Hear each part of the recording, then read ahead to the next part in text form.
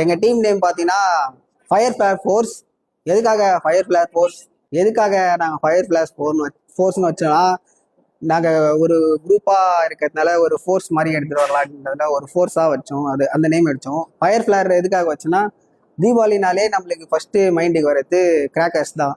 So நம்ம கீழே என்ன சங்கு சக்கரம் விட்டாலும் புஷ்வானம் வச்சாலும் சரி, அது வானத்தில் போய் அந்த ஸ்கை ஷாட் மேலே அடிக்கும் போது மொத்த ஊர் மேலே தான் பார்க்கும்.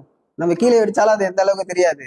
அது மேலே போயிட்டு அந்த வானத்தில் இருளில் வெடிச்சு அது ஃபுல்லாக அந்த அந்த நைட்டி ஸ்கைலேருந்து வெளிச்சம் ஃபுல்லாக நல்லா பிரைட்டாக தரும்.